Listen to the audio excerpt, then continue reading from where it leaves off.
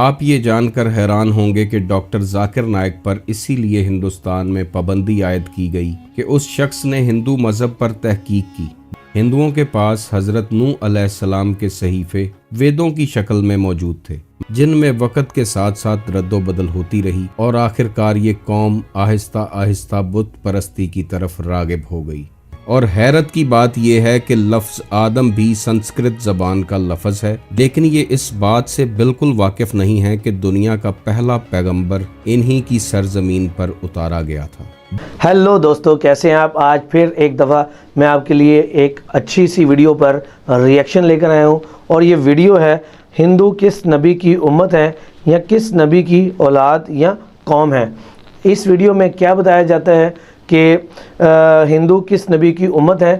اس video میں کوشش کرتے ہیں یہ سمجھنے کی کہ یہ کہاں سے ہسٹری شروع ہوئی ہے اور اس کی بنیاد کیا تھی اور اس کی شروعات کہاں سے ہوئی، اور یہ ہوتے ہوتے تو اس وقت اس دور میں یہ کیسی نظر آتی ہے، اور جب یہ زمانہ قدیم سے شروع ہوا تھا تو کس کی قوم تھی۔ تو امید کرتا ہوں کہ اس ویڈیو میں آپ کو بہت سی چیزیں سمجھنے کو ملیں گی۔ تو چلیے دوستو، سٹارٹ کرتے ہیں اپنی ویڈیو۔ بسم اللہ الرحمن الرحیم۔ السلام علیکم ناظرین، میرا نام محمد عثمان ہے اور آپ دیکھ رہے ہیں علم الاسرار۔ ناظرین، قرآن پاک کی سورہ رعد میں اللہ فرماتا ہے کہ ہم نے ہر قوم میں اپنے نبی اور ڈر سنانے والے پیغمبر بھیجے۔ تو پھر ایسا کیسے ہو سکتا ہے کہ ہندو قوم کے درمیان کوئی نبی یا پیغمبر نہ آیا ہو؟ اللہ تعالیٰ جو انصاف کرتا ہے اور انصاف کرنے والوں کو پسند کرتا ہے، تو ایسا ممکن نہیں ہے کہ اللہ نے ہندو قوم کے ساتھ ناانصافی کی ہو۔ حدیث کی کتب سے پتہ چلتا ہے کہ کم و بیش 1,24,000 انبیاء، رسول اور پیغمبر دنیا میں دین الہی کا پیغام پہنچانے کے لیے بھیجے گئے، اور یہ پیغمبر مختلف قوموں اور مختلف خطوں میں اتارے گئے۔ تو کیا ایسا ہو سکتا ہے کہ اللہ نے ایک پیغمبر بھی ہندو قوم میں نہ بھیجا ہو؟ ہندو اس بات کا پرچار کرتے ہیں کہ ان کا دھرم، جسے سناتن دھرم کہا جاتا ہے، وہ اس دنیا کا سب سے پرانا مذہب ہے، جبکہ ایسا نہیں ہے۔ ہندوؤں کے پاس ویداز اور ان کے ہولی سکرپچرز اویلیبل ہیں۔ ان میں جگہ جگہ پر حضرت محمد صلی اللہ علیہ وآلہ وسلم، حضرت نوح، حضرت آدم اور حضرت عیسیٰ کا ذکر موجود ہے۔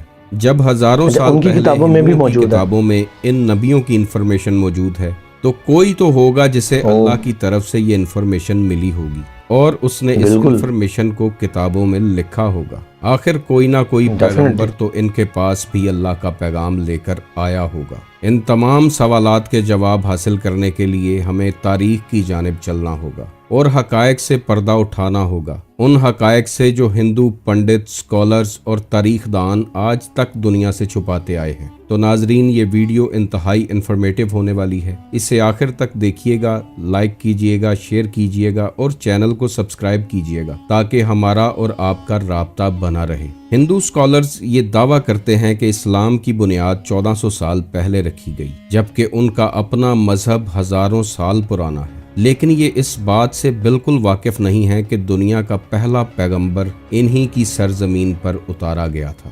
جی ہاں، یہاں بات حضرت آدم علیہ السلام کی ہو رہی ہے۔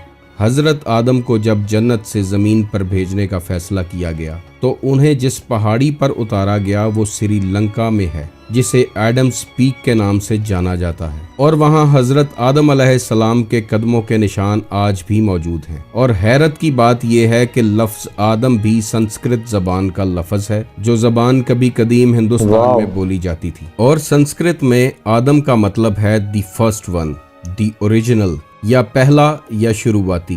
یعنی آپ غور کریں تو دنیا کا پہلا نبی عرب کی سرزمین پر نہیں بلکہ ہند کی سرزمین پر اتارا گیا، اور ہندوؤں کی مقدس کتابوں جیسے رگ وید اور بھوشیہ پرانا کے چیپٹر 4-7 میں حضرت آدم علیہ السلام کی تخلیق، فرشتوں کا انہیں سجدہ کرنا اور جنت میں شیطان کے بہکانے کے بعد زمین پر اتارنے تک کا مکمل قصہ موجود ہے۔ اس لیے ہندو چاہ کر بھی حضرت آدم علیہ السلام کے وجود کا انکار نہیں کر سکتے، اور حضرت آدم اور حوا کا یہ قصہ قرآن پاک کی سورہ بقرہ اور کرسچنز کی بائبل میں بھی منو ان موجود ہے۔ اس کا مطلب ہے کہ ان تمام کتابوں میں موجود اس انفارمیشن کا سورس ایک ہی ہے۔ تاریخ کا اگر ڈیپلی بالکل۔ مطالعہ کریں تو پتہ چلتا ہے کہ ہندو دھرم کے یہ وید کسی اور پر نہیں بلکہ آدم ثانی حضرت نوح علیہ السلام پر اتارے گئے تھے، اور ویدوں میں انہیں نوحہ یا بڑے سیلاب والا کہہ کر پکارا گیا تھا،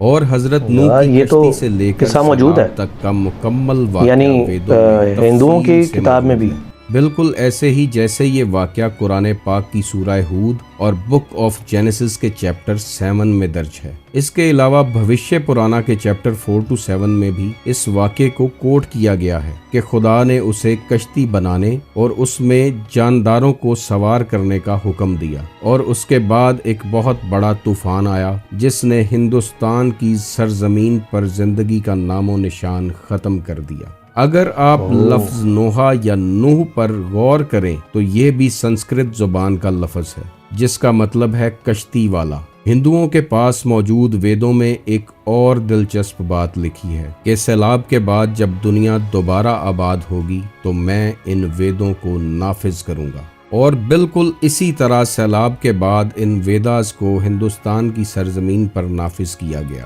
جو کہ اصل میں حضرت نوح پر نازل ہونے والے صحیفے یا ان کی تعلیمات تھیں، جن میں وقت کے ساتھ ساتھ رد و بدل ہوتی رہی، اور آخرکار یہ قوم آہستہ آہستہ بت پرستی کی طرف راغب ہو گئی۔ لیکن حقیقت یعنی اس سے تو پہلے یہ ہے بت کہ پرستی ہندوؤں کی نے طرف چاہے نہیں تھے۔ لاکھوں بت بنا کر انہیں اپنے مندروں اور گھروں میں رکھا ہوا ہے، پھر بھی ان کی کتابوں میں ایک خدا کی عبادت یا یکتا پرستی پر بار بار زور دیا گیا ہے۔ جیسے اسلام واقعی میں اگر ایسا اللہ ہے کا تو پھر پیغام کیوں پوجا پہنچانے کرتے والے ہیں؟ کو پیغمبر کہا جاتا ہے، ویسے ہی ہندوؤں کے ہاں 10 اوتار کا کنسپٹ موجود ہے۔ ان کا ماننا ہے کہ 9 اوتار اس دنیا میں آ کر جا چکے ہیں، اور آخری اوتار ابھی آنے والا ہے جس کا نام کلکی اوتار ہے۔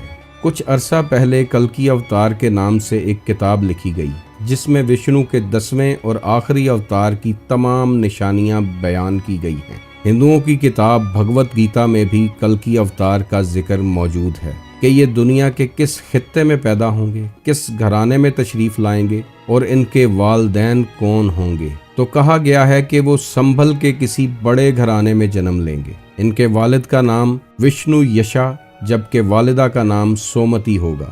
ناظرین، آپ یہ جان کر حیران ہوں گے کہ سنبھل کا مطلب ہے امن کی جگہ، یا پانی کے کنارے امن کا مقام، یا ایسی جگہ جہاں بہت سے لوگ اکٹھے ہوں، اور خانہ کعبہ ایک ایسی جگہ ہے جو امن کا مقام ہے اور جہاں ہر سال لاکھوں کی تعداد میں لوگ اکٹھے ہوتے ہیں۔ اور جس بڑے گھرانے میں پیدا ہونے کا ذکر کیا گیا ہے تو وہ عرب کا ممتاز اور با اثر قبیلہ قریش ہے، جس قبیلے میں نبی دو جہاں حضرت محمد صلی اللہ علیہ وآلہ وسلم کی ولادت ہوئی، اور عرب کا یہی گھرانہ مکہ کو کنٹرول کرتا تھا اور خانہ کعبہ کی چابیوں کا علمبردار تھا۔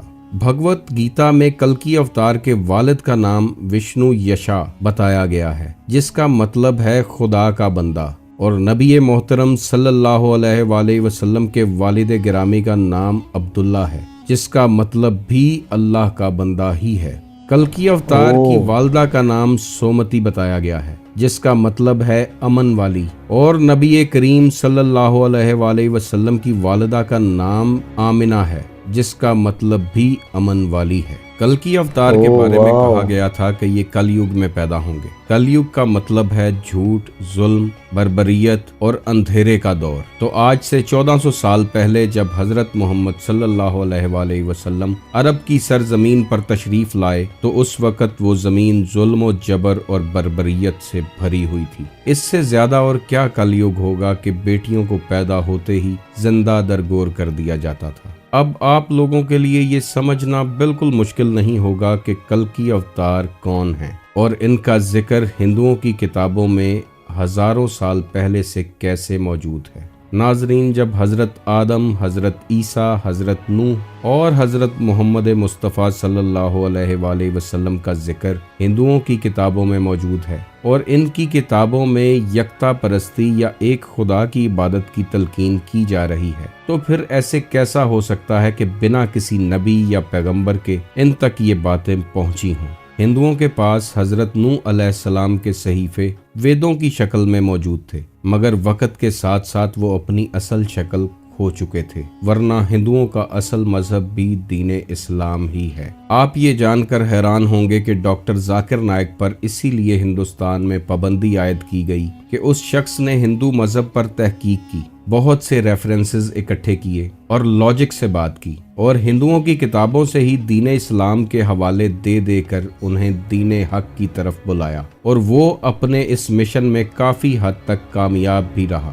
چونکہ نبی آخر الزماں حضرت محمد صلی اللہ علیہ وآلہ وسلم آخری نبی ہیں، سیل آف پروفٹس ہیں، اور آپ کے بعد کسی نبی نے نہیں آنا، تو ان کے بعد دین اسلام کی تبلیغ کی ذمہ داری ائمہ کرام علیہم السلام اور اولیاء اللہ نے ادا کی۔ خواجہ معین الدین چشتی اجمیری رحمۃ اللہ علیہ جیسے صوفی بزرگ نے لاکھوں غیر مسلموں کو مسلمان کیا۔ اسی طرح آج ہماری بھی ذمہ داری بنتی ہے کہ اللہ کا پیغام جہاں تک ہماری سکت میں ہو پہنچاتے رہیں۔ اگر کوئی ایک شخص بھی ہدایت پا گیا تو ہمارے لیے نجات کا ذریعہ بن جائے گا۔ ناظرین، آج کی اس ویڈیو کے بارے میں آپ کی جی تو دوستو، آپ کو آج کی ویڈیو کیسی لگی؟ یہ بہت ہی انٹرسٹنگ اور نالجبل تھی، اور میں بڑا سرپرائز ہوا ہوں کہ جو حضرت آدم علیہ السلام ہے، ان کا پہلا قدم سری لنکا کی پہاڑی پر تھا، اور اس کے بعد ایک اور بڑی انٹرسٹنگ چیز ہے کہ